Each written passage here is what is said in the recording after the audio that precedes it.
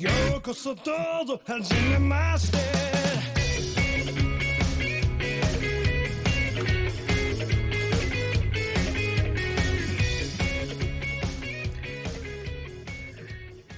Hello, everyone. Welcome to the GLORIO Chat, the best anime podcast on the internet. And for once, we're actually going to talk about some anime today. Crazy. Now that we've gotten the... When you say that we're the best anime podcast, does that mean that we're the podcast that talks about the best anime? You can interpret that in whatever way works for you. No, I would cop to that. I think we are talking about some of the best anime airing this season, even if perhaps the rest of the anime watching the zeitgeist is yet to catch up. I think, we are hitting the shows that truly matter here. Everyone's watching Symphogear, but it could be watching good Symphogear. Yes, I think we'll have some things to say about that later, for sure. But yeah, now that we've gotten Fire Emblem out of our system, we can get to some of this other stuff. It only took like 3 podcasts. Hey, there was a lot of things we had to say about that game. But indeed. So, Astral Chain, huh? Yeah, I got that in the mail. I too busy to play it, but yeah, maybe next time on Astral Chain. But yeah. So with us today, I'm Jel, and joining me as always, we have Iro. Yep, I'm still here. Still here. We have G. You know, not only are we, I think, the best anime podcast, as Iro can attest, we are also the hottest anime podcast in the business. Sure. It is the end of August. It's supposed to be September. When y'all are listening to this, it will be September. And I still feel like we are in the dog motherfucking days of summer here where we're recording, so... Well, when you said hottest, I was like, well, I'm pretty confident in my looks, but I don't know if I would say we're the hottest podcast. But hot can mean a number of things, you know. And we'll just like best, we'll leave that up to your own interpretation. Yes, and then of course we also have Aqua rejoining the podcast this episode. Yep. I mean, counterpoint. I saw Christmas candies at the department store today. Oh God, no! There's like 3 more holidays before Christmas. Yeah, Come like on. I'm saying, you know, you start busting out the Halloween shit now. I mean, I would be against it, but I would understand. You know, you start busting out the Halloween shit in September. I get it. Even the Thanksgiving stuff, I could almost be like, all right, fine, I understand. But I'm guessing Thanksgiving is not big where Aqua's at, but is Thanksgiving stuff a thing? Like, boy, is it. Yeah, like Thanksgiving they'll branded put the decorations stuff. up. I mean, you don't really buy anything for Thanksgiving because it's all food, but like, you'll see the decorations and stuff up in the stores. Yeah. Anyway, I mean, you say Thanksgiving is not much of a thing over here. Look, I wonder how long that's gonna last. You know, I have to say it is one of the better holidays, if only for the food. And the food. It's maybe. not like a huge commitment compared to something. I see that you are not the one who does the cooking, Joe. Yeah, I was gonna. Oh well, that is true. Hero, you know what? I'll try and make something for this year's Thanksgiving. Assuming I'm actually here in LA, but I don't have to cook, and I like my family, so that. Maybe right. I'm a privileged participant here, but anyway, we really can't get into Thanksgiving. Yeah, we got a lot of we got a lot to talk about. I do want to do. We have to cut the Thanksgiving discourse short yes. here. I do want to get to some brief game news because the first thing is the Pokemon Masters game came out, which we have been talking about several times in the podcast. So I think I'm the only one playing it so far on the podcast. I know Chris and I think Zig started it as well. But did you get your event Bikini Misty? Well, it's only like day 3, so they haven't pulled that out yet. But they'll be saving that. Don't worry. It did go exactly as planned, where they hand you your 3-star Misty and your 3-star Brock as soon as you start up the game. I mean, as you should. And As gacha games go, it has some good things and some bad things that kind of balance it out. Like on the good side, I appreciate that there's no energy system, so you can play as much as you want. On the bad side, the actual like gacha rolls are a little suspect. They don't give you your guaranteed 4-star, 4 or 5-star on your 10 rolls unless you pay money, and you can only do that once. they're they're pretty stingy with the. Yeah, I heard the economy of that. I mean, even by gacha standards, is a little. Yeah, it's a little subpar. It's not like FGO levels, but right. Hasn't this been an issue with all of Nintendo's gacha games, like Fire Emblem Heroes? Yeah, and also what's it called? Dragalia Lost. Dragalia Lost is pretty good, but, though. like, I'm interested as far as I'm judging by gacha game standards. Gacha game standards in general are bad. Because I saw going around, people are complaining this game is charging $30 to buy a 10 roll, and I'm like, that's pretty normal actually. For wait, really $30? Yeah, I feel like I guess to echo our old. If it's 3 gems per roll, and you get a 10 roll, and it's $1 per gem. In this case, it's 30. In this case, it's 300, and then you get like the 3,000 or something. I guess to kind of echo our old gacha podcast from like last year, I guess I kind of got lucky that the only 2 gacha games I ever picked up were Girls Frontline and Grand Blue Fantasy, which, to my understanding, are on the more charitable end of the spectrum. Yeah, they're on the more forgiving end of the spectrum. Yeah, this one is probably only slightly below average. I would grade it on the economy, but like I said, I think the lack of energy. Is it only below average because FGO weighs the scale so heavily on the other end? No, I mean, I've played a lot of less popular games that are kind of worse. But okay. I've played a lot of gacha games. Yeah. So you have a problem, man. Yeah. No, with his luck, it's never like he ever ends up spending that much because right. I don't really spend a whole lot of money. He gets everything he wants for free. So yeah. My 5-star that I got was Phoebe. Who?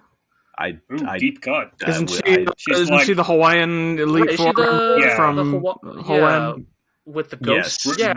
Ruby, Sapphire, Emerald, Elite Four members. Right, the weird mix of being like the Hawaiian hula themed trainer with the ghost themed team. Yeah, it's an interesting mix, but she's a powerful. She's got a nice dire hit all attack, and she can boost your energy bar. Wait, so what is the game here? The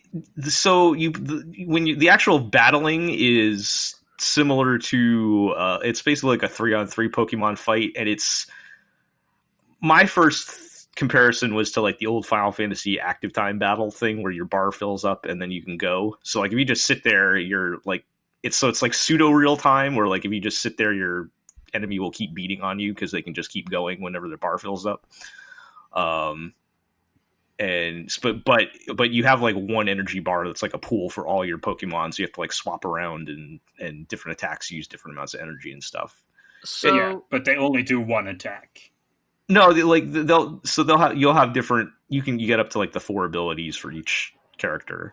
All right. It's like a legitimate. There's like a legitimate game in there. It's fairly simple, but it's pretty fun. It's not a one you can just like sit there and you actually have to pay attention though because it is like I said kind of pseudo real time.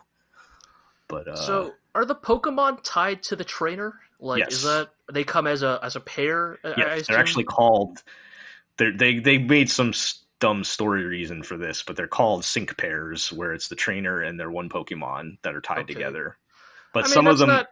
Sorry, go ahead. Some of them the Pokemon can evolve. But they're still tied to the one trainer as one unit.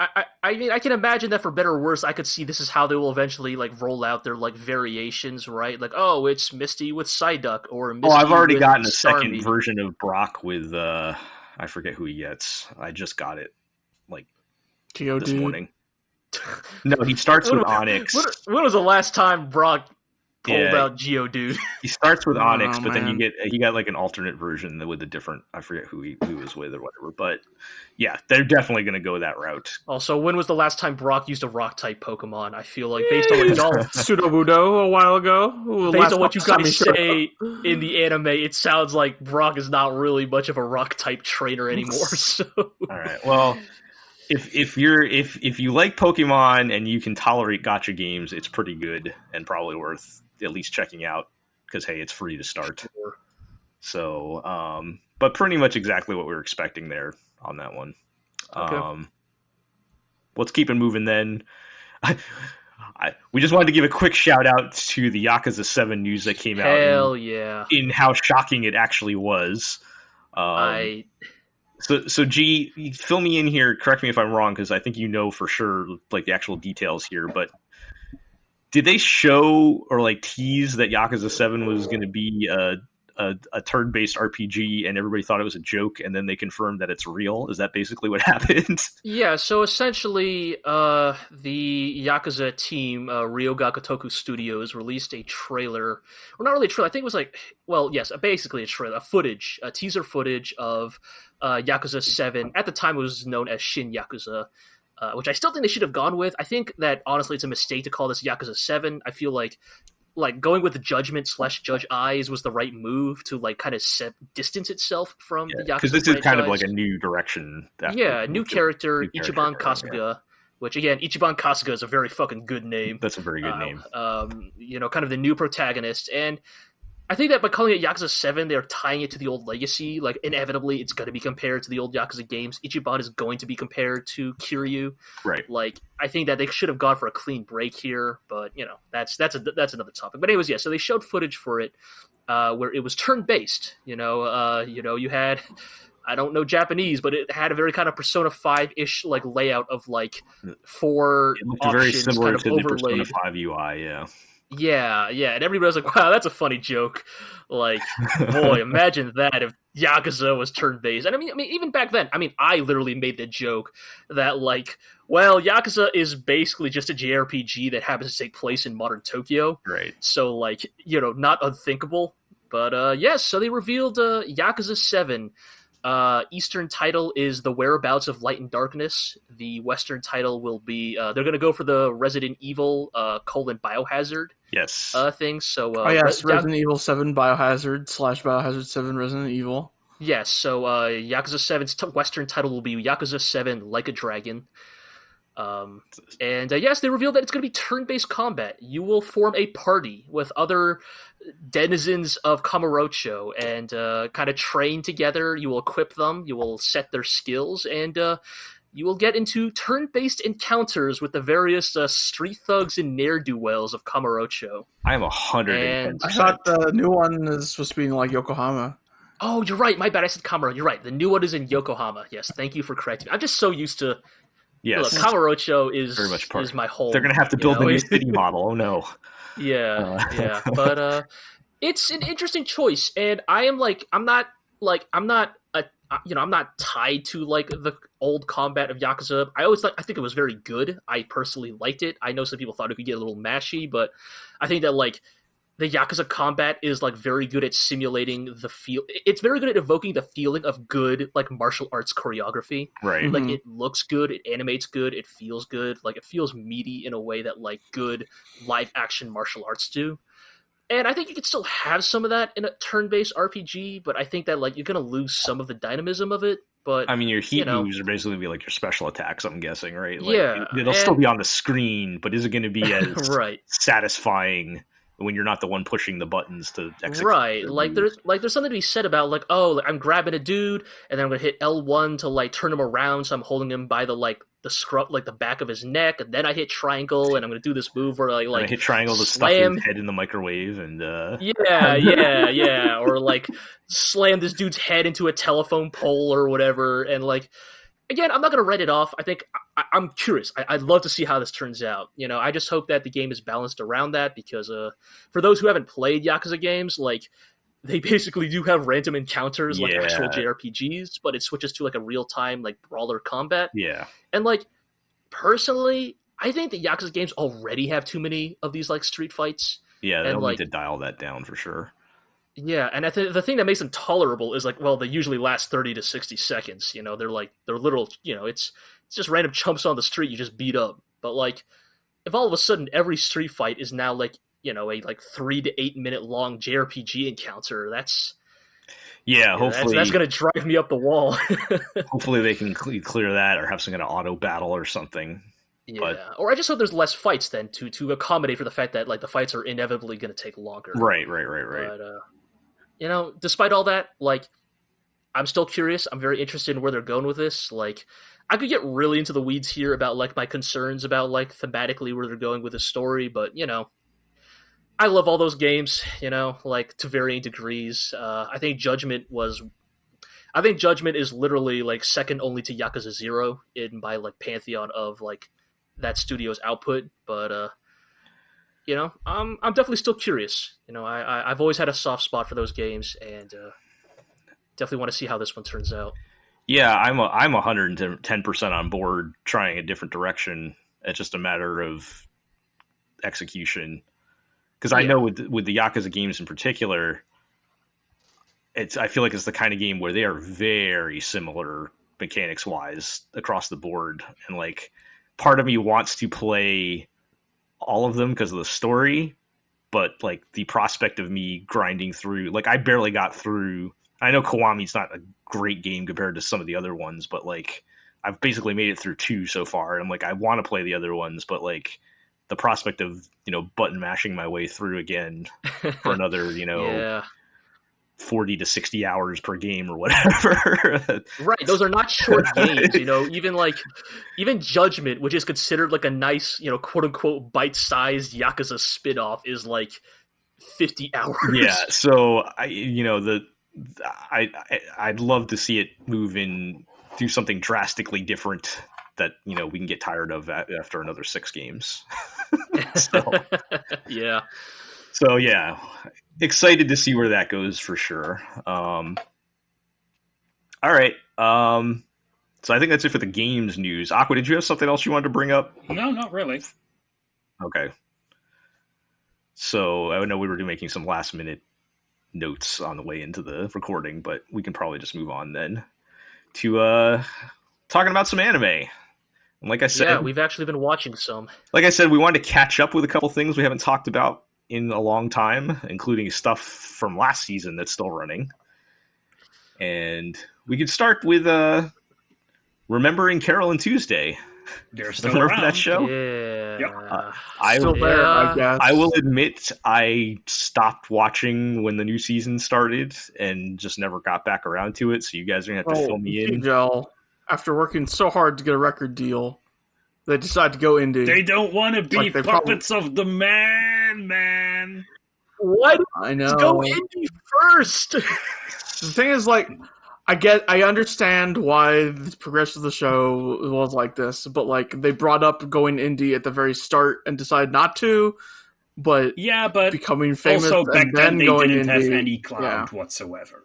Right. Yeah, I do understand, but I still don't know. Personal. Yeah, I don't, I really wanted to like Carole and Tuesday, but, and there's still some great episodes here and there, I think, but, I think that for better or worse, I feel like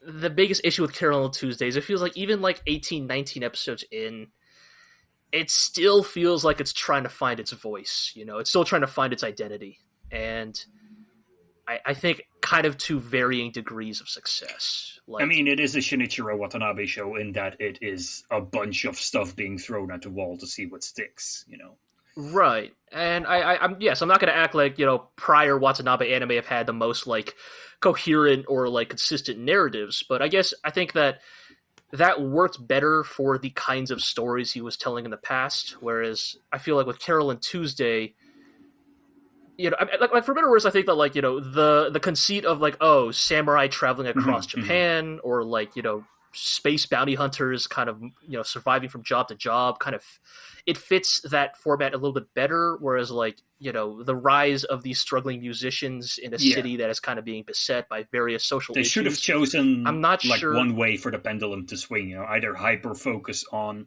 Carole and Tuesday's rise to stardom, or like give this broad like vignette kind of approach to musicians on Mars. Here's this Urtican episode, here's this Angela episode, here's this Carole and Tuesday episode. So, and I think the problem is that it kind of even, and then it also kind of like loses itself in like these plot lines that like, I'm sure by the end of this show we will understand why these plot lines existed and what they were like gesturing towards or aiming for. But like for now, there are still like these storylines that I feel like either they don't really connect to the main plot, or I'm still not sure like what was the point of them. Like for example, the most egregious example I think is kind of the politics subplot that has kind of continued to persist in Carole and Tuesday, with like Tuesday's mom kind of and her like presidential campaign, where she is swearing to make Mars. Literally, she is swearing to make Mars great again. In case the like parallels were not obvious, kicking out all the immigrants. The Earth is not sending us their best. Like there's literal rhetoric that is being espoused in the show, and like that whole. I think the point of that whole subplot is to like, Carole needs to learn. Tuesday, needs to learn to become a different person than her mom. Like she started by running away, and now she needs to publicly disavow her because her best friend Carole is an immigrant from Earth. And I think that's sort of like old man Watanabe telling the youth to like rise up and. I do appreciate it, but I think it's like the problem is that it doesn't feel connected to the plot, right? Like it doesn't like what could like I guess the thing is like all the other plot lines at least have some like tangible connection to like a career as a musician or the music industry or like the kind of the struggles of musicians in the modern day, but the politician subplot doesn't really tie into it. I can see how it can, like how you can make something about like, what is the role of musicians in a polarized society? Should they take a position? Should they get involved with politics? Should they stay out of it? But I don't know if that's actually what they're going for. I think it's mostly just like, hey, that Trump guy, he bad. Let's make an anime, or like we're making this anime. Let's put something in it about how Trump bad. Like, I don't know. Yeah, like I'm not even watching the show, but I can tell from what I have watched and how they handle things. I feel like you might be able to interpret it that way, but like, are they giving it the amount of commitment required to actually explore those topics? Probably not. Is that fair to say? Like, yeah, the reason why if we're talking about just like throwing ideas out and not really developing them all the way, that was the impression I was getting in a lot of ways with that show. Yeah, but I get that is the idea because you have a lot of like stuff about like here's Tuesday's mom saying something provocative, and then the Kurt Cobain journalist guy is like, wow, she's terrible and she needs to be stopped. And Carole is like, wow, she's terrible and she needs to be stopped. And Tuesday's just like, So I think the point of the show is to like make it a part of Tuesday's character development that she needs to disavow her mom, but I don't see why you would dedicate an entire half of a season to that. Right, and I guess my issue with that is it still feels disconnected, right? Like until only like the most recent episodes has Tuesday even begun to like kind of confront, her connection to her mother. I feel like this show, despite Tuesday's mom being in the show since literally like the first few episodes, we have not actually seen Tuesday really wrangle with that for like most of like the season and a half we have watched. It's because the weird thing is that her mom's like actual political inclinations aren't really revealed until the second half. It's just like in the first half she's just like, oh, she's this hardworking mom who doesn't care about her daughter, and then now all of a sudden she's like evil Trump XP. Like, I guess it's like I think that like these disparate elements could work, but I think that like.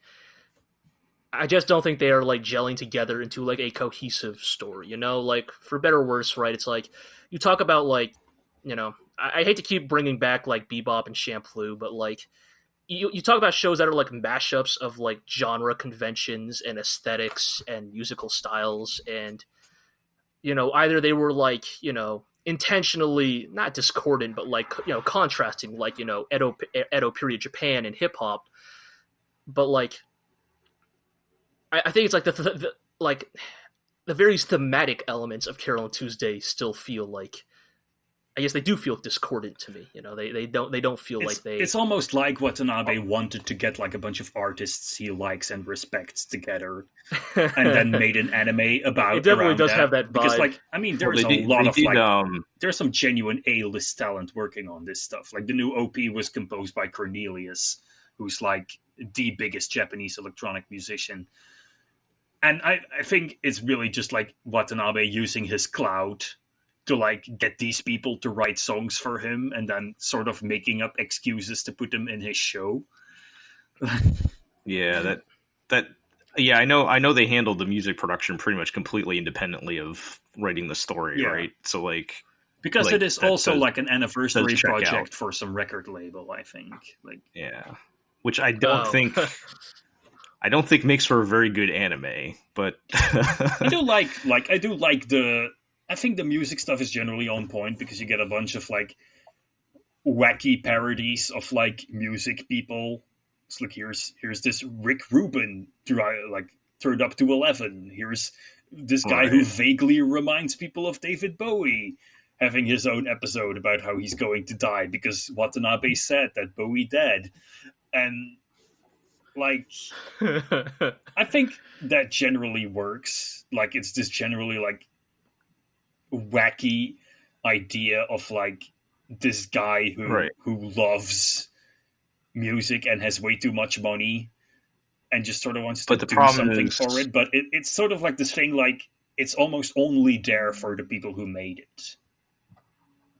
right. It's trying to sell you on like broader themes and deeper story and characters and stuff when it's not really, that part of it's not really happening. Yeah. That's how I was feeling in the first half anyways. So did they have their big miracle change the world moment yet, or is that Nope. going to be happening in the they're end? still. Yeah. But don't worry, we had this whole subplot about like someone stalking Angela. Oh my god! Right, like that's another plot line. I'm just like, what does this amount to? Like what is that? Like, what character building does this do? What does this contribute to the narrative or to Angela's character development? Right? Because She it's like, learns the price like I said- of fame. She was Again, already a model, right? yeah, We already I saw don't that, know. It's yeah. just like it. I don't. It's just one of those. It's just another one. We could go into this all day, but it's just another plot line that like bothers me because I'm just not sure like what is the point. Like last season you had Sibel, kind of same issue. Like why is this character like unless she comes back in the last few episodes, why did her character exist? I think it was the Like, same thing as with Tuesday's mom. She only existed because Tuesday needed to learn to say no to people. And then there needed to be a twist. Right, or like the episode where like Carol's dad just happens to run into her and go to the same laundromat, and it's like, I was just like, oh man, they're really doing this, huh? Yeah. Well, we need to move on from this show. I just want to say that We got other shows we need to complain The about. time for the Shonen that Fake corner. Bowie episode was pretty good, though. Yeah, that's just the thing. like all There's like you said, Aqua, like the musical references and jokes are fun. There's like a surface level fun to it, but yeah. I just think at this point the only episodes of Carol Tuesday I really like are the ones written by that one really good writer that worked on The Space robot Dandy. episode. Because all of her episodes are fucking gold, and they always seem to be like a pervasive theme in all of her episodes seem to be that AI robot companions are giant fucking assholes, and I love it. Or did she do the Urtican gets bankrupted episode? Yeah. Oh yeah. Yeah, that was her. Like, I love that when Iro and I watched that episode. Within the first like minute, we were like, "Oh, this is one of her episodes, isn't it?" Because like, it just feels so much more lively and just the sense of humor is just so much stronger. But yeah. All right. But yeah, I mean, by the way, we do have to notice that the first half of Carole and Tuesday is up on Netflix now. Yes, that just came out on Netflix. Oh yeah, finally. Which for them is pretty quick, to be honest. That is a pretty quick turnaround for Netflix. It's like 4 weeks earlier than they normally would have gotten it. Very important. The soundtrack is on Spotify, which means you can now add Galactic Mermaid Sisters, Mermaids baby. to all of your Spotify mixtapes. Fantastic. I need to put I'll that. need to go See, do that needs to go on the podcast soundboard. Yes. Just anytime someone says something that's fucking bullshit, Yes. just start playing it. Yes. That's got to go on the soundboard. So and I'll work you on just that. go, holy shit, you fucker! That was some fucking bullshit. They were robbed. The show did give us that. So yeah. All right. Let's keep this train rolling then. Shonen corner. Yeah, because we'll talk about some of the shonen shows. And first up, I want to know, why has everyone been freaking out about Demon Slayer over the past couple of weeks? It's very pretty. It's very well made. Okay. It's so basically the reason why people are kind of losing their minds is because there was an episode a couple weeks ago where I think it was like number 19 or something, It's just like the something like that. big culmination of this big fight against the first, I guess, proper villain of this show, and like visually, it's a very cool moment. It's like it is up there with like the Deku Todoroki fight from My Hero Academia. Wow. Like it is like the UFO table pulling out all the stops. Like it's even in a year that has Mob Psycho 100 season 2, like it's was that this year? I don't actually remember. I don't think it whoops. was, because I Crap. remember you people talking My about bad. it in a year wrap up. Yeah, I think that was the end of last year. Whoops. Oh my god. My bad. But yeah, just like It's in our recent really memory, good though. looking. Yes, really good looking. And I don't mean to be I am not saying this to be like, to sound like an elitist gatekeeper, but I think that Demon Slayer just it's a really good looking flashy show, some really great production values, and I think that is frankly enough to impress some people. Like because, I don't know, I think that Iro, you can kind of back me up on this. I feel like while that show is undeniably really well made, it continues to be hamstrung by its kind of The pacing is glacial. yeah, because despite the fact that it is a well-made show, I think it's a really poor adaptation. The same criticisms we had every time we brought it up, right? Where there's a lot of talking in people's heads and stuff, and not like adapting it into anime. Yeah. Like fights are this constant like stop go thing where it's like fight for a little bit then talk, fight for a little bit then talk. Oh, I'm doing the Ruroni Kenshin thing of like flying through the air and I'm having my internal monologue while I'm in the middle of swinging the sword that lasts like 2 minutes, and it's like it doesn't work, like because it's just it doesn't work for anime.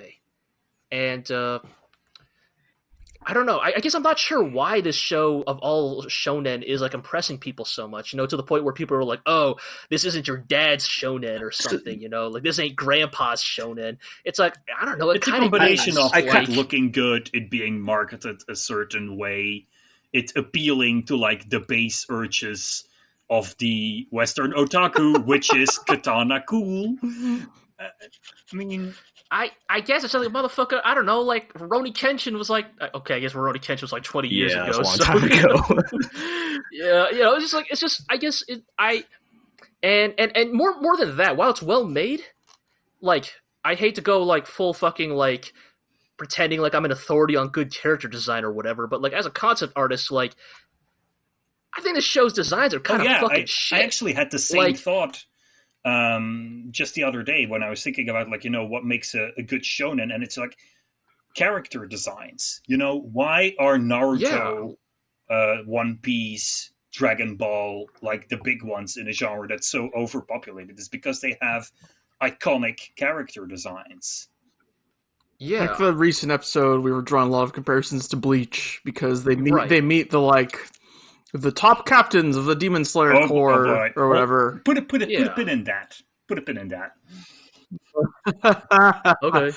Right. And so it's easy to like draw comparisons between here's this colorful cast of the like strong elemental power top brass guys and then the like captains of the squads in Bleach, and how even though everyone in Bleach wears the same actually does wear the same uniform, their designs are all like cool and distinctive. They all wear it in like their own cool way that reflects their personality. Right. Like, yeah, like say what you will about Bleach, but like if there's anything Bleach really excelled at for a while, it was character design. And I feel like you compare it to like so they introduced like these big elite guys in Demon Slayer. I don't want to get into it too much. I'm not here to give a lecture on character design, but like they're like this fucking Technicolor like fucking monstrosity. Right. I think it was funny because when I like read through some of the manga, when that's all monochrome, I was like,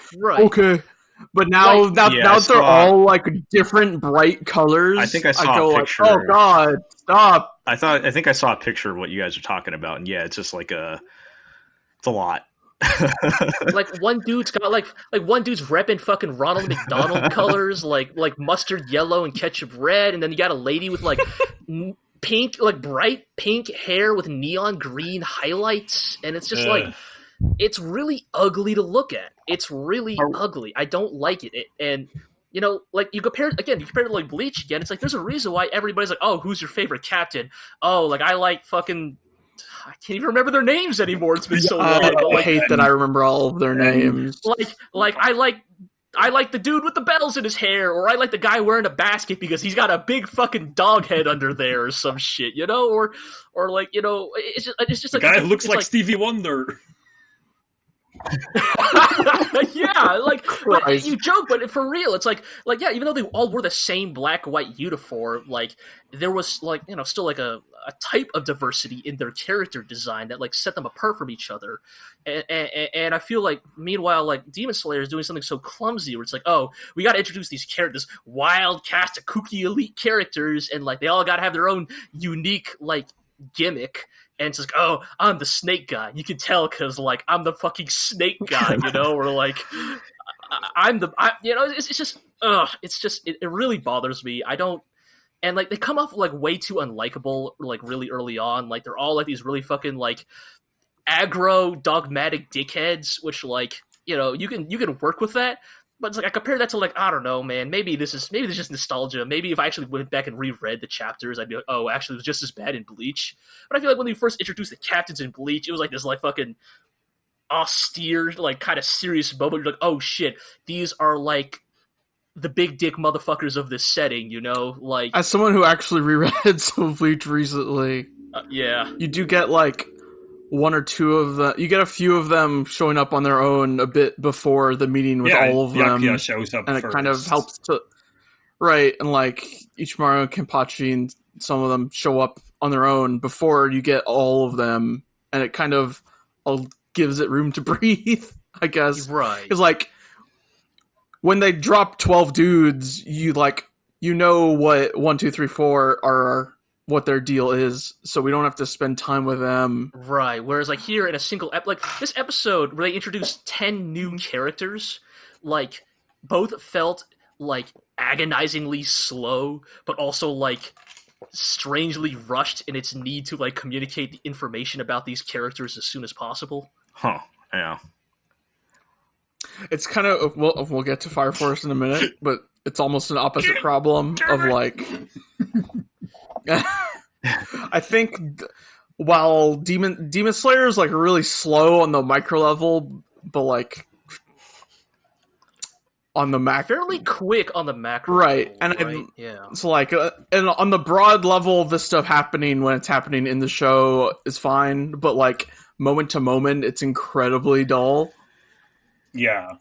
If that makes sense. Whereas I think Go ahead. We want to get to the like big stuff as quickly as possible, but the way to get there is really boring, like that. So you're saying this is the DC cinematic universe of anime?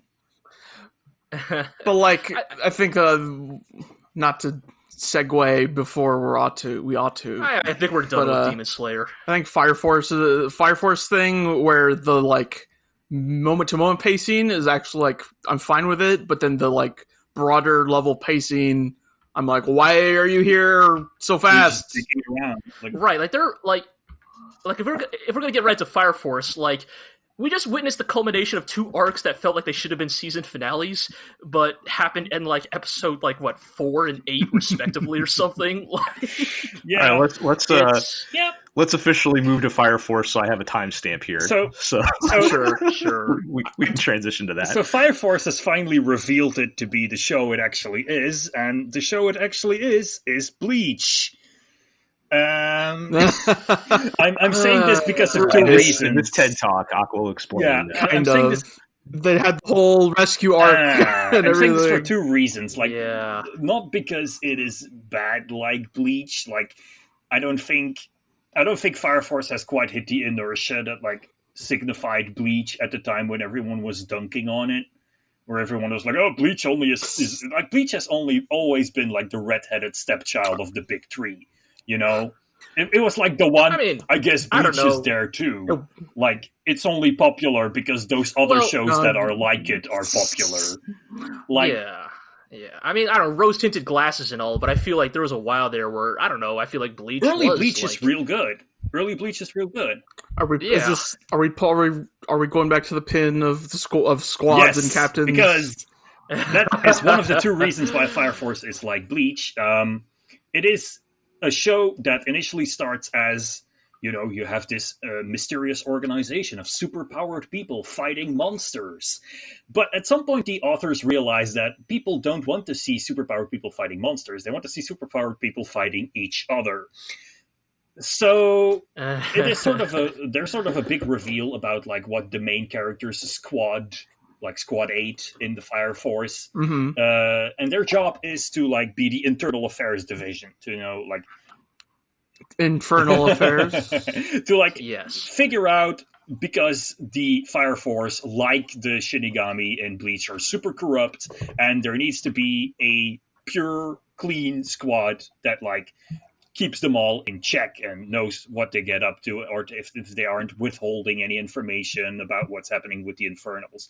So that's one way in which Fire Force isn't like Bleach. And the other way is that, like Bleach, Fire Force gets by mostly on the excellent art design of the original creator. Like, say about Tite Kubo what you will, the guy's got style. He knows how to design a character. We've talked about this. And Atsushi Okubo is just like that. He knows how to design a character. He's got style. And like pair that with Yuki Yase's like weird directing on Fire Force, and you get something very, very unique. You get a show that is box standard, I don't really know what I'm doing, shonen, or just like, I guess now they're going to fight that other squad. I guess now they're going to intern at this one squad, and there's also a backstory with the fire that killed his brother. And I guess here's also this guy with an eye patch who's named Joker, and I have generally no idea what his thing is in the story, but I guess I'll figure that out at some point. I stole that from Naruto.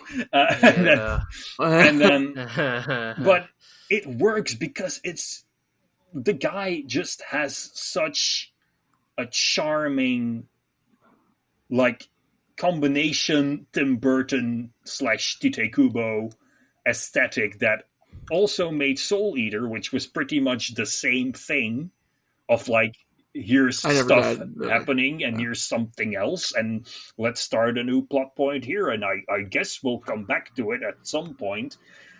But that show also got by just being cool and weird, and I think that the way David Production is handling the Fire Force anime is really playing to those strengths. It keeps... I can't really speak because I didn't watch Soul Eater. But I mean, I watched Soul Eater, and I get where Aqua's coming from. I'm glad you're here to give your defense of Fire Force, I guess, because otherwise this would take on a very different angle. But it's like go ahead. I think Fire Force still looks great. I think it's still very well made, very well directed.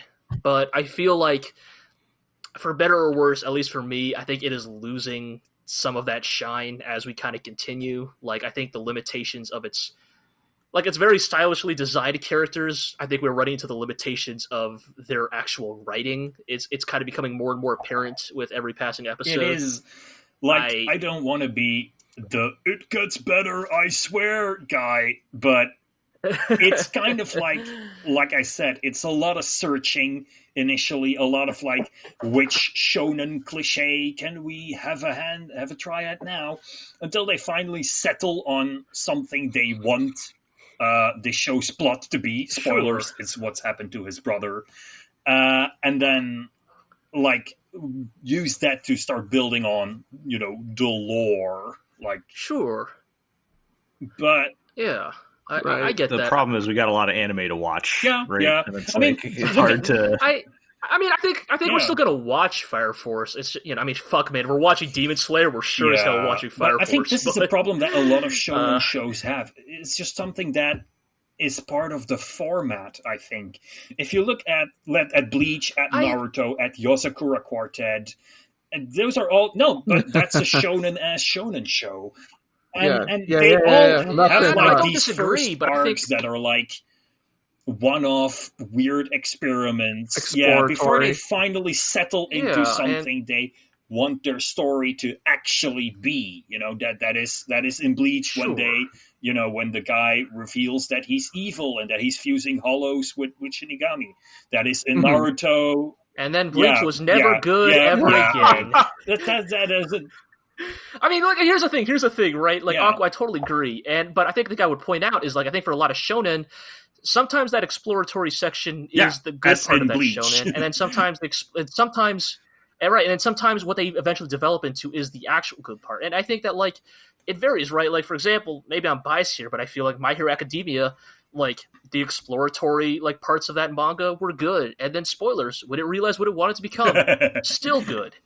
And, like, I want to take you at your word, Aqua, about Fire Force. I really do, because I feel like, I don't know, maybe you back me up on this, where, like, I think you were about to get into this when you said Fire Force maybe suffers from the opposite problem of Demon Slayer. Right, because, like the moment-to-moment, like, directing and stuff of Fire Force I actually enjoy quite a bit, but when it's becoming, like, we're episode 4, and here's the extremely climactic, like, reveal and emotional character moment about this person's backstory that's important enough to be in the ending credits that I would figure is something to be a major character climax, but it's happening in episode 4 and 5, is where I'm like, now hang on, where was the 5 episodes of exploring before we, like, getting to know everything before we jump into the climax it of kind this of arc. Reeks of desperation. Right, It's like,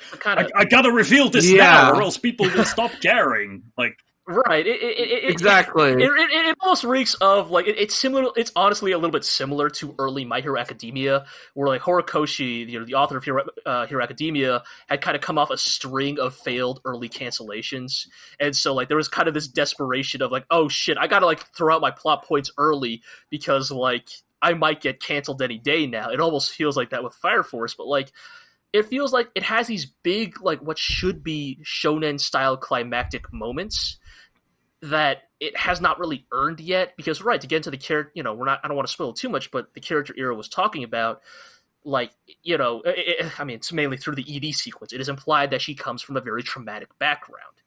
But, like, by the time of the culmination of the climax of that arc, we still don't even really know her that well. Like, she hasn't actually had that much on time, like that much screen time.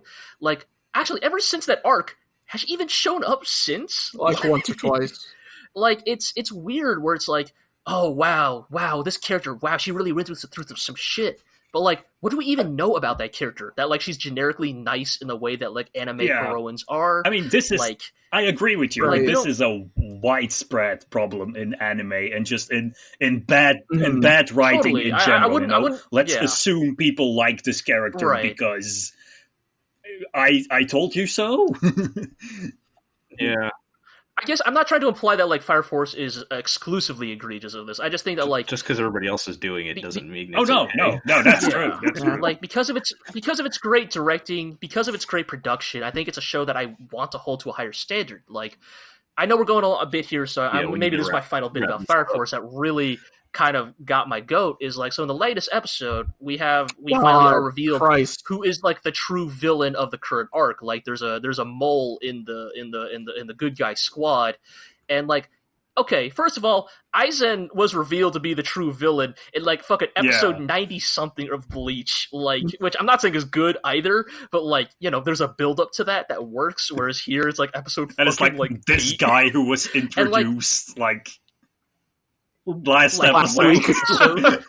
So related to that character is another member of his squad, this kind of female rookie who, like, really looks up to him, and, like, she kind of finds out his true nature, and she's, like, heartbroken over it. It crushes her, and we are shown before this that she is, like, she is not, like, a non-combatant. She's not like the nun chick. She is like a Fire Force member. She has combat ability. She has a special, unique power. And, like, the episode culminates in, like, the dude just, like, physically assaulting her for like 5 minutes straight. And like, look, I have no illusions about shonen as a genre, right? Girls are never allowed to win fights. It's just, I don't like that. Believe me, I hate that. Ochako was robbed in My Hero Academia. She continues to be robbed in My Hero Academia. But like, it really bothered me that this character who is explicitly shown to be like, you know, this is not the nun chick who like practically exists to be kidnapped and helpless. This is like a member who's like supposed to be like a capable fighter in her own right. And like, she just gets beat up without fighting back until like the male hero rescues her. Like it really bothered me. Like I'm not implying Fire Force is the only shonen that has done this, but it just like for Christ's sake, like even Rukia and Sakura and Ochako occasionally got to have fights. Like at least they got to fight back. Like sure they got their asses beat in the end because shonen is a fucked up sexist genre, but like at least they got to at least they got to swing their sword for a little bit before they got inevitably beaten by the bad guy. Yeah. Like this character, we have this like she doesn't even get that much. I get where you're coming from. I think that's like it's a really significant me. Like shonen thing that you also see a lot in Super Sentai, actually, because in Super Sentai there's always two girls in the squad. You have the Pink Ranger and the Yellow Ranger. And almost always one of them is the cool girl, like the capable girl, and the other one is the clumsy one.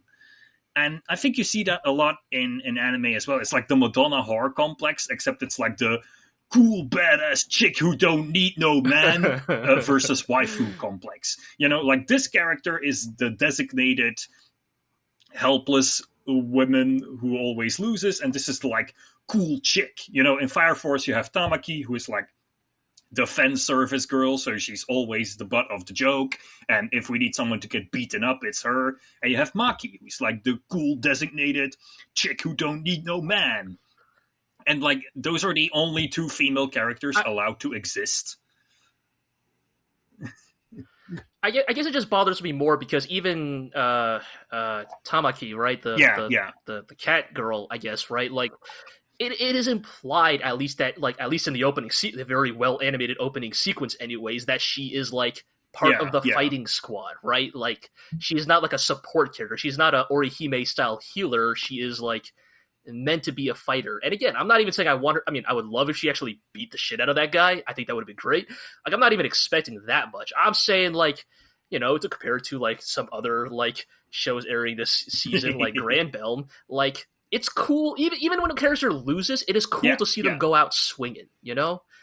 And I think Fire Force really missed an opportunity there. Like, when the scene ends on, like, her crying face as, like, she's, like, in tears of happiness at being rescued by a strong man, I was like... I was like fucking losing it. I was like, this show really long crying scene, right? Like you could tell, like some animator David Production was like, oh, I gotta do this scene. And like, oh wow, like culmination of her character. This is a woman's place in shonen. Wow, look at her beautiful crying face at the awe and splendor of the male hero who saves her. I'm just like, I was like pulling my hair out. I was like, I'm taking crazy pills. You're absolutely correct. You're absolutely correct. Oh, it was just all right. Shonen, be better. That's all I'm saying. Yeah, not this time, I guess. All right, well. Sorry that went on so long. Aqua promised it would get better, so everyone you can at him if it doesn't. If it doesn't. Links me if it's not. All right. Should we move on to the next Let's segment? move on. I did want to touch base with my trash anime shows that I'm only watching. Well, I've pretty much given up on the ones within. That's the YouTuber one. Can you keep us updated on your mom? What's that? Multi-target attacks. Yes, so I've pretty much given up on the ones within, but I am still watching the Mom show for some reason. No gods, no kings, only Mom. For some reason, he says. Maybe it's for some reason, like the reason why I skim through I'm still skimming through episodes of Danberu and rapidly taking screen caps. Some reason, he says. Perhaps, but no, the ones within though was like I was watching it because it was kind of weird and interesting, and it is still kind of weird, but just like the execution is just not there. I hate all the characters. Of course, I'm not YouTubers. having any fun. it's just time to Wow. Yeah, just like real YouTubers. yeah, just time to because like there's some cool ideas in there, and they are still doing some weird, interesting things. Like they're kind of like implying like the main guy who's like super like obnoxiously nice and everything is possibly a plant or something like that, and there's probably some kind of conspiracy thing going on. I'm like, all right, that's cool, but just like the writing and everything is just not there, and I'm not. I take it this show is not going to become the next shit. I already forgot the name. You know, the gambling one. No, the gambling one with the crazy it's not, people. Not even close. Not even close. Not your next delightful anime trash of the season. Pour one out for the ones within. It did at least have a good OP. I'll shout out the OP. Yeah, I will back that up. So pretty decent OP. So I'm pretty much done with that one. I am still watching the, Do You Love Your Mom and Her Multi whatever attacks, which continues to be the, story arc to story arc, which I'm assuming is like each novel where they battle a bad mom. And what mom are they fighting this time? Or are they still on the last? Yeah, mom? They just wrapped up the overbearing, terrible helicopter you fight mom. Different moms like helicopter mom, wine mom, soccer mom. Yes, exactly. That's the way that's what the show has turned out to be. With our main mom being like the ideal mom that loves her children. Oh, right, the ideal mother, of course. And she has to help these other mothers see the light. But they've implied that someone is tampering with the game now and like amplifying these bad moms' bad traits, and that's why they are actually bad. That's why they're coming off as way worse moms than they really are. God. I can't. So the lesson of this show is everything in Mom-eration?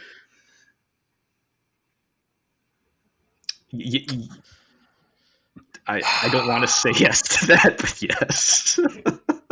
So what's going on with Given? Yes, so moving on to the good show and actual best show of the season. Given it has continued to be very, very good, it has only gotten better as time has gone on. I think I talked a little bit about how they've been unraveling like the main guy's tragic backstory in a way that I was not expecting. And by that I mean like actually handling it with enough of a level of subtlety and nuance that I would.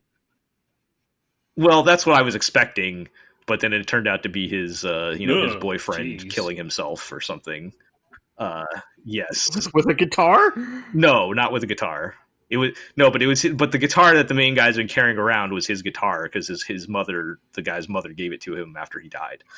Oh, okay. Yeah, it's actually pretty heavy. And they've been getting more into that. So like, I think a good example of like how the show handles as well was like in the last episode, one of his old friends. So like the guy he was dating and this other guy, they were all friends back from when they were kids.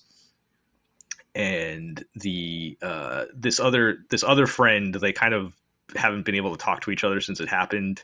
And like he was feeling guilty because he knew about the problems they were having and while they were dating and everything, and he felt like he should have done something more. And then they finally like meet up. And I feel like in a lesser show, this would have been like a super overly dramatic, like shouting match moment of, crank up the rain machine, yeah. Okay. It was raining, so I'll give it that. Let me be clear. It still amplifies the drama, but it's not to the like level that you would normally expect from anime. So it is still raining, and they do kind of still yell at each other a little bit. But like the end result is like they're just like, yeah, we're cool. Just come to my show. Bring the other guy I haven't seen in a while, and hey, man, call me sometime so I can make sure you're doing all right. And like and like that kind of stuff like is what's been winning me over as like there's a much more natural type of writing to the dialogue and the plot that I would not expect. Was not expecting from the show at all. It's very nice to hear that. Like, right, and even and they balance it well with like, you guys know how I like shows that are like funny and then swing into being serious and stuff like that. But usually it's like usually they're primarily comedies and will dip into drama every now and then. Whereas this is kind of probably more drama, but it still is capable of being like fun and lighthearted, like especially when they're doing the band stuff. Because like from your initial and, thoughts, like hearing them on the podcast, it's like this is just K-On, but it's not that. Like that's what it looked like. No, it has not gone in that direction at all.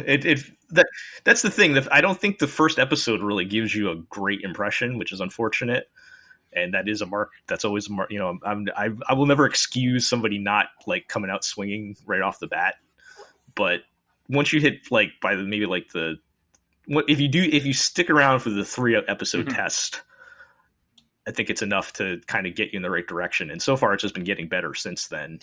As far as the writing, like I think I said in the beginning, I liked the premise of the show and I liked the characters, but I did not think the writing was going to be up to par to handle the subjects that they wanted to handle. And I was wrong. They've stepped up to the bat on it.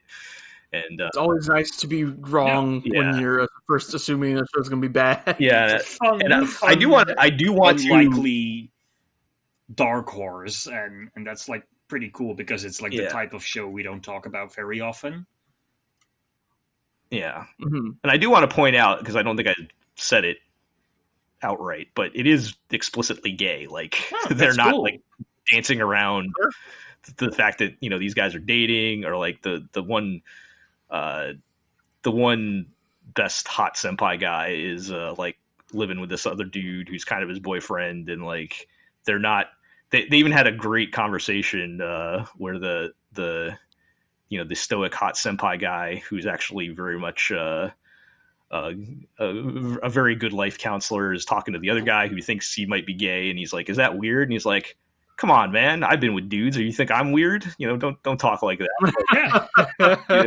So I appreciate that they're handling that in a much more open manner than you'd expect in a mainstream anime, which thankfully seems to be more of a common thing. That's super cool. How far we've come since the days of Yuri on Ice. Yes, all the way back to Yuri on Ice. It is more openly gay than Yuri on Ice. But, like we don't need the damn subtext anymore. It can just be the text. Yeah. So all the way back to like 2016 or whatever that was, but so yeah, very cool I how think we can show that, you know, people are gay without having them assault each other. Yes, like and there's that. none of that. I have proof of that. Yes, right. That's the other thing. Like all the relationships are like really cool. Like they're like everybody's like reasonable, and you know, there's no like. It does amplify the drama a little, but like it all has a natural feel to it that makes it a lot more. Are you intentionally setting this up as a segue?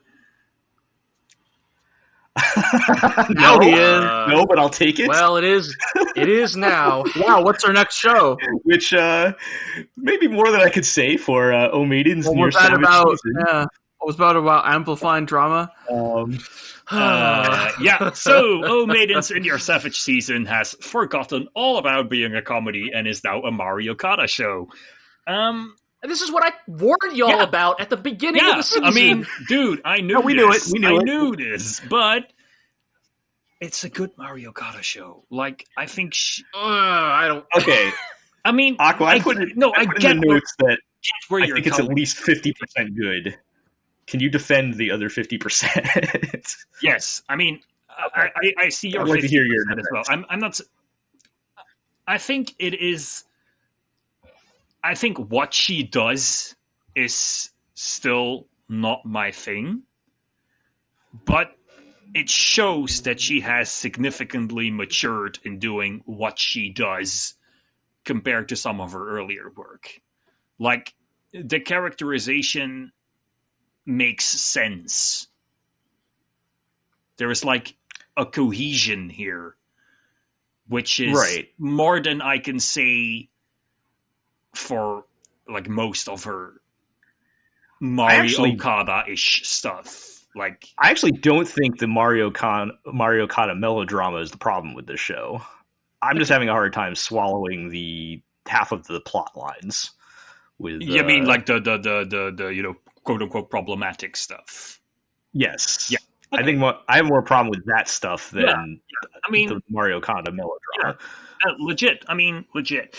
I think but I think this is also part of the Mario Kart factor in this. I know it's kind of bad practice to reduce everything to a single rider. I mean, we've talked about this before, but like Mario Kart has such a distinct style and is such a distinctly personal writer who writes about things in her own life, and you can just sense that this is a deeply personal work for her. I sincerely hope that Sugawara's plotline is not based on stuff she went through in real life. But I think a thing that Mario Kart has always had that really shows in Maidens is she has this very casual approach to taboo subject matter. And in some regards, this is good. And in some regards, it's not. It's almost like, without trying to sound like some kind of Fox News provocateur, it's like, she's going too far. She's too woke. You know, she's the slippery slope, you know? Like, Mario Kart is like, hey, you know what?